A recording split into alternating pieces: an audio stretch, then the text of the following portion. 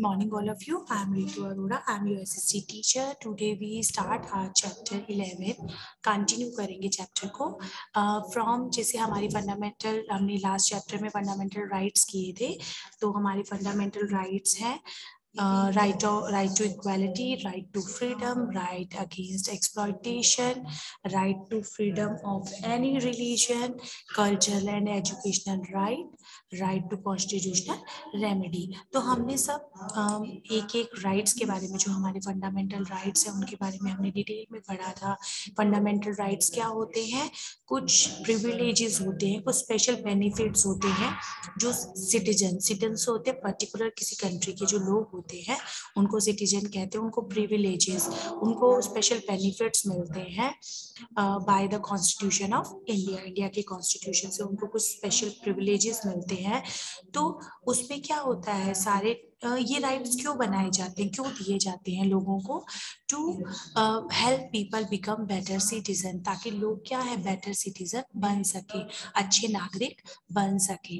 अगर कोई भी इन अधिकारों को लेने की, छीनने की कोशिश करता है तो वो क्या है, कोर्ट में अपनी प्रोटेक्शन के लिए जा सकते हैं. क्योंकि जो फंडामेंटल राइट्स होते हैं ये लोगों को ऐसे अधिकार होते हैं जो कॉन्स्टिट्यूशन है वो क्या है, गारंटी देता है, उनको ये अधिकार श्योरिटी मिलते ही मिलते हैं. गवर्नमेंट अपने माइंड में ये लेकर चलती है कि जब भी लॉज बनते हैं, नियम्स बनते हैं, रूल्स बनते हैं, तो वो इन अधिकारों को, लोगों के अधिकारों को अपने दिमाग में लेके चलते हैं. तो हम एक जस्ट ओवरव्यू देखेंगे इसके लिए एक वीडियो के थ्रू, ताकि आपको जो पिछले फंडामेंटल राइट्स हैं वो थोड़े क्लियर हो जाए by this video.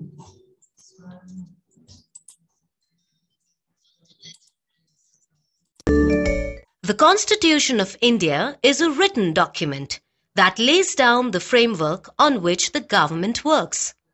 It lays down the rights and duties of the citizens of the country. The Constitution of India was adopted by the Constituent Assembly on 26th November 1949 and came into force on 26th January 1950. This day is celebrated as the Republic Day of India. Let us know our 6 fundamental rights as laid down by the Constitution. Right to equality. All citizens of India enjoy equality in the eyes of law. It applies to all persons in the same manner, irrespective of religion, race, caste, gender, or place of birth. Right to freedom. Citizens have the right of speech and expression. They can assemble and form associations. They can move, settle, and follow the trade and profession of choice within the law. Right against exploitation. This fundamental right ensures no one should be ill-treated or exploited. It prohibits any form of exploitation such as child labor, forced labor, and human trafficking. Right to freedom of religion. Every citizen can practice the religion of their choice and worship in their own way. Cultural and educational rights. Everyone has the right to practice their own culture and to be educated.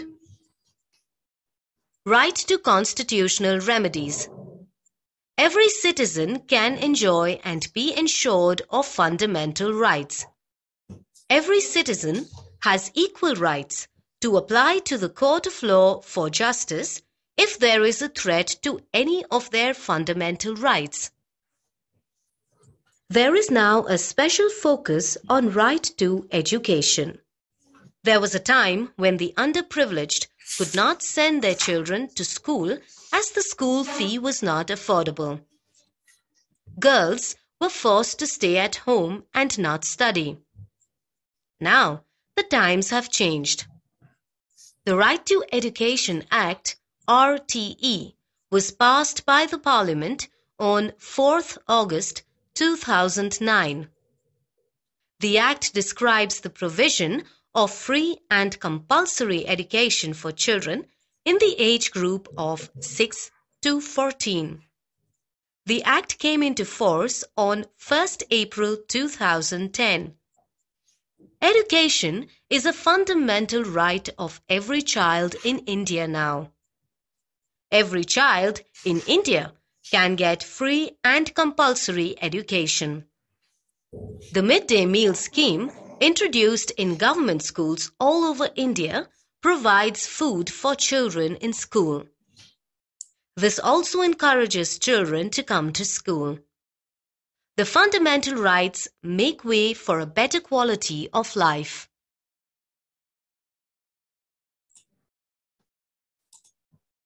Okay यहाँ पे जो fundamental rights है उनके बारे में पूरा detail में बताया है। उसके अंदर जो राइट टू फ्रीडम है, राइट टू इक्वालिटी है, उसमें अगेंस्ट एक्सप्लॉयटेशन है, उसमें क्या क्या चीजें आती हैं। So next our topic is fundamental duties. The Constitution of India has laid down certain fundamental duties for the citizen as well. जैसे fundamental rights होते हैं लोगों को दिया जाता है, वैसे ही क्या होता है, लोगों की कुछ ड्यूटीज भी होती हैं जो उनको क्या है पूरा करना होता है ना। ड्यूटीज होती हैं जिनको कर्तव्य भी बोलते हैं। राइट्स होते हैं अधिकार, अगर लोग अपने अधिकारों की बात करते हैं भी हमें ये वाले राइट्स मिलने चाहिए, ये राइट्स हमें मिलने चाहिए, वैसे क्या है उनकी कुछ ड्यूटीज भी होती हैं। few of them are given below. We must respect our constitution and obey the law of our country.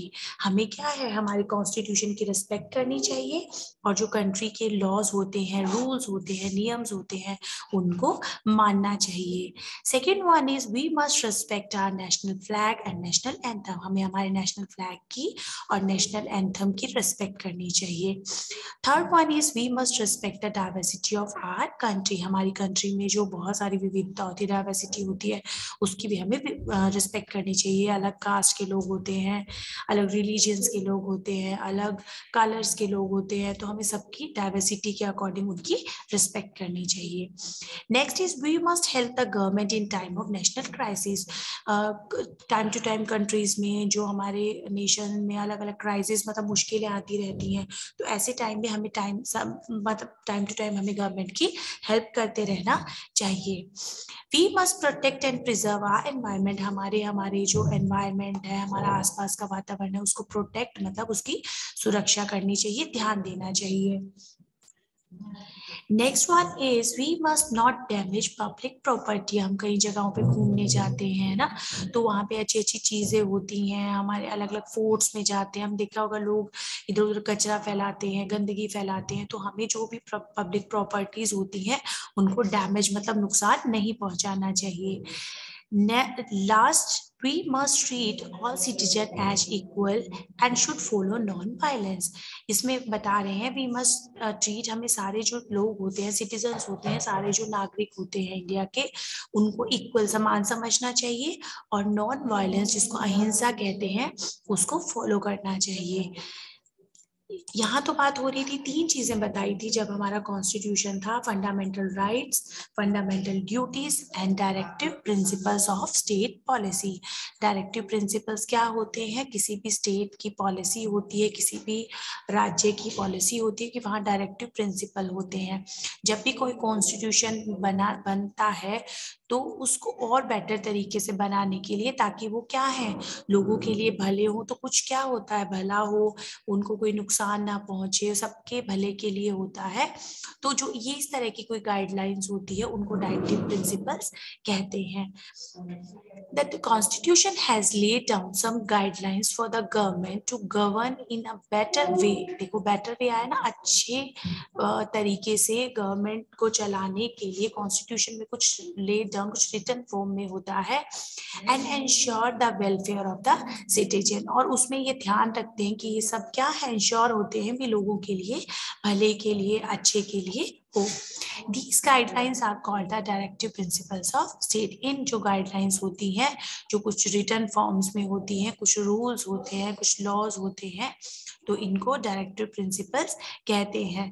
The government must try to follow these guidelines by making laws and policies and putting a law into practice. जो government होती है जब भी क्या करती है, वो try करती है कि जो the government must try to follow this guidelines, government क्या करती है, कोशिश करती है इन गाइडलाइंस को फॉलो करने की। जब भी कोई लॉज, पॉलिसीज, कुछ भी चीजें बनती हैं, गाइडलाइन कोई भी नहीं बनती है, तो गवर्नमेंट उनको कोशिश करती है प्रैक्टिस में लाने की। However, it may not be possible for the government to ensure all these completely. लेकिन कई बार ऐसा पॉसिबल होता है कि गवर्नमेंट के लिए इनको मानना जरूरी नहीं होता है। Citizen cannot go to a court if directive principles are not followed by the government. जैसे हमारे को राइट्स मिलते हैं, है ना, अगर हम गवर्नमेंट हमारे राइट को लेने की, छीनने की कोशिश करता है तो हम इसके लिए कोर्ट में जा सकते हैं ना, कंप्लेन करने के लिए। लेकिन जब डायरेक्टिव प्रिंसिपल अगर गवर्नमेंट फॉलो नहीं करती तो इसके लिए सिटीजन्स कोर्ट में नहीं जा सकते हैं। Some of the directive principles are, अब कौन कौन से डायरेक्टिव प्रिंसिपल्स है? First is promotion of justice on basis of equal opportunity, सबको इक्वल अपॉर्चुनिटी मिले, है ना, सबको न्याय मिले, सबको इक्वल अपॉर्चुनिटी मिले, तो इसको प्रमोट करना। Free and compulsory education for all children age up to 14, सबको फ्री और कंपल्सरी एजुकेशन है, जिसके लिए मिड डे मील स्कीम भी चलाई जाती है, ताकि क्या है, ज्यादा से ज्यादा बच्चे क्या है, स्कूल्स में एनरोल्ड हों। Third one is promotion of education and economic interest of the scheduled caste, scheduled tribes and other weaker section। मतलब जो कई एरियाज ऐसे होते हैं जो शेड्यूल कास्ट के लोग होते हैं ना, जो छोटे एरिया से बिलोंग करते हैं, है ना, अगर वो नहीं लेना चाहते हैं, वैसे तो प्रमोट करते रहते हैं भी हाँ नहीं आपको स्कूल भेजना चाहिए, एजुकेशन सबके लिए कंपलसरी है, और 14 एज तक के बच्चों को फ्री एजुकेशन मिलती है आरटी के तहत। तो इसके लिए हम बिल्कुल भी उनको वो नहीं कर सकते, हम प्रमोट कर सकते हैं लेकिन किसी को बिल्कुल बाउंड नहीं कर सकते, ठीक है।